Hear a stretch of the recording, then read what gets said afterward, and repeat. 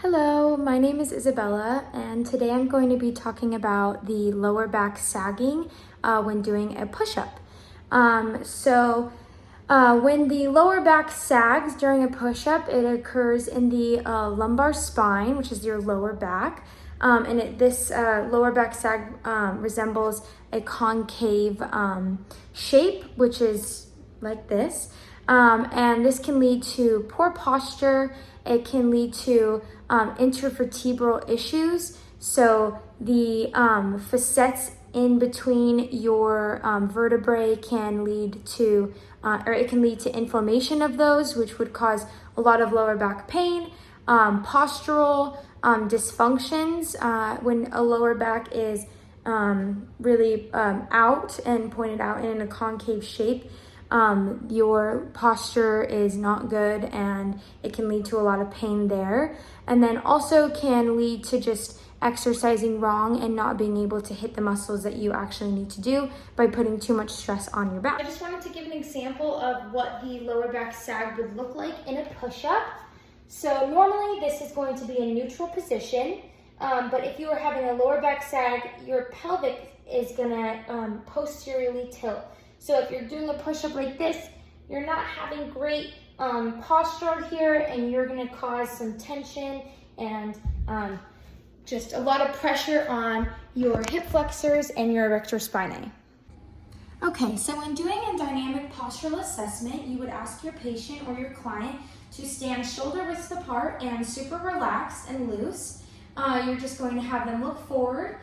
This is the anterior side, but for this dynamic postural assessment to see if the lower back is going to sag during the push-up, you would look at the lateral view. So you'd want them to look forward. And if you know that the lower back might sag, they're going to have a pelvic tilt posteriorly, which means that their hip flexors are too tight and their erector spinae is overactive. This can also lead to a very underactive gluteus maximus, which will again posteriorly rotate the pelvis. So to first start out, we're going to use the inhibitory technique to help with the overactive hip flexor. So we're just gonna grab a tennis ball or whatever firm ball that you have at home, and we're gonna hit that hip flexor group, which is gonna be your iliacus, your psoas, your pectineus, rectus femoris, and your sartorius. So first we're gonna start laying on our side, and this is gonna go more towards our iliacus muscle, and we're just gonna find a pressure point and just stick to that and just try and go for as long as you can. I would recommend 30 to 60 seconds on here, and you're just gonna repeat this 3 times. On your stomach, putting the ball a little bit inwards towards your middle abdomen, and this is gonna go for your psoas. So this is going to just find that pressure point. Again, if you need to relieve some pressure, you can put your arms up, and this is going to be about 30 to 60 seconds as well. Again, if you wanted to do your rectus femoris, you're just going to lay down, press or put this tennis ball up on the rectus femoris, your quad muscle, and you're going to find a pressure point. Yep, right there. And then you are going to do this for 30 to 60 seconds. Okay, so next is the lengthening technique for the hip flexors. So what you're going to do is you're going to be in a lunge position. You're going to want to make sure that this is at a 90-degree angle and that your back is as neutral as it can be. You're going to lift up and start stretching here. You're just going to want a nice stretch in that lat right there. And if you feel a little leaning in the hips, that is good too. And then you're going to go forward.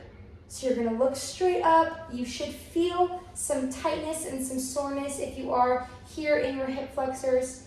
And also here is a great stretch. For the isolated strengthening technique, you're gonna wanna grab a partner. So I'm just gonna get a client in here and show you a little bit better about how that goes.